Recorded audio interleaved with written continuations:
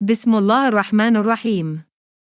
जहन्नम की हौलनाक सज़ाएं। हुजूर अकरम सल्लल्लाहु अलैहि वसल्लम फजर की नमाज के बाद असहाबा किराम से दरियाफ्त फरमा लिया करते थे कि तुम में से किसी ने कोई ख्वाब देखा है। अगर किसी ने देखा होता तो अब सल्लल्लाहु अलैहि वसल्लम इसकी ताबीर फरमा दिया करते थे।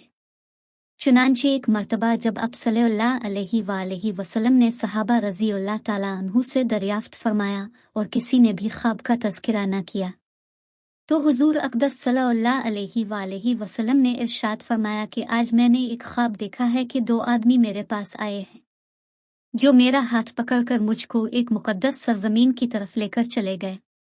क्या देखता हूँ कि एक शख्स वहाँ बैठा हुआ है और दूसरा हाथ में ज़ंबूर लिए हुए खड़े खड़े इस बैठे हुए शख्स के कलुई चीर रहा है, और जब एक कलुआ गुद्दी तक चढ़ जाता है तो दूसरे कलुआ के साथ भी यही मामला करता है और इतनी देर में उसका पहला कलुआ दुरुस्त हो जाता है, मगर वो शख्स फिर इसके साथ यही अमल दोहराता है। ये देखकर मैंने दरियाफ्त किया, आखिर ये क्या बात है? तो वो दोनों कहने लगे, आगे चलिए। हम आगे चले तो एक ऐसे शख्स के पास से गुजर हुआ जो लेटा हुआ है और दूसरा शख्स अपने हाथ में एक भारी पत्थर लिए इस लेटे हुए के सर को निहायत बेदर्दी से कुचल रहा है।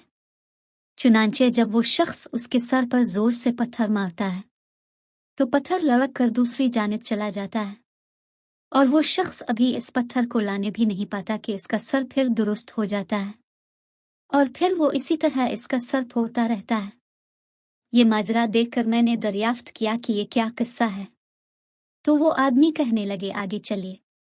जब आगे चलकर हम ऐसे गार पर पहुंचे जो तंदूर की तरह अंदर से कुशादा था और ऊपर से तन, जिसमें आग दहक रही थी और बहुत से मर्द और औरत इसमें पड़े थे। जब आग के शोले बुलंद होते थे तो वो सब ऊपर उठते और निकलने के करीब हो जाते, और जब आग नीचे बैठती तो इसके साथ नीचे चले जाते थे। ये देखकर मैंने मालूम किया कि ये क्या मामला है। तो वो कहने लगे, आगे चलिए। आगे चलकर हमने देखा एक खून की नहर में एक शख्स खड़ा है और दूसरा शख्स नहर के किनारे पर खड़ा है, जिसके सामने बहुत से पत्थर पड़े हैं। जिस वक्त अंदर वाला शख्स नहर के किनारे की तरफ आता और निकलना चाहता तो किनारे वाला शख्स जोर से इसके मुंह पर पत्थर मारता कि वो फिर इसी जगह वापस पहुंच जाता, और फिर जब वो दोबारा बाहर निकलने की कोशिश करता तो फिर इसको इसी जगह दोबारा पहुंचा देता। इस हाल को भी मैंने मालूम करना चाहा, तो वो दोनों कहने लगे कि आगे चलिए। आगे चलकर हम एक ऐसे सरसब्ज और शादाब बाग में पहुंचे, जिसमें एक बहुत बड़े दरख्त के नीचे एक बूढ़ा आदमी और बहुत से बच्चे बैठे हैं।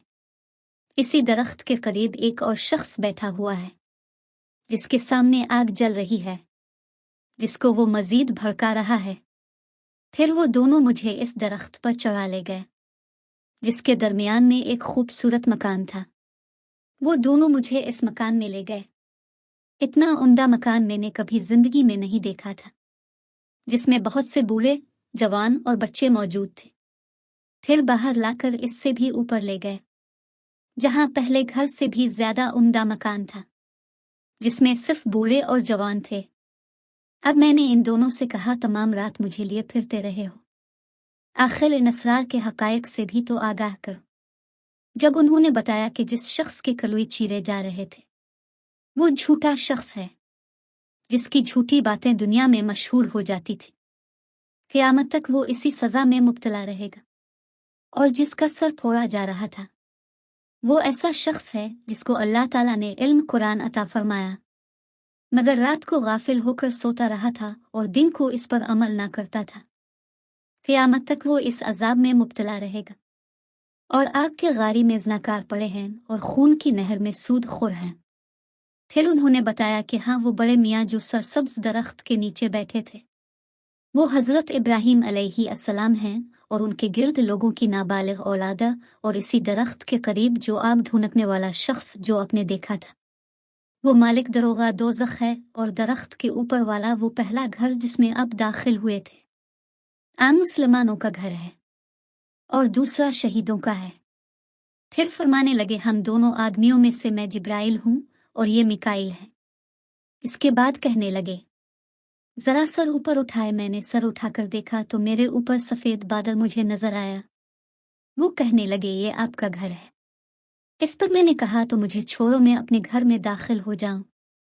इस पर उन्होंने कहा नहीं, अभी आपकी उम्र पूरी नहीं हुई, अगर आपकी उम्र पूरी हो चुकी होती तो आप अभी चले जाते।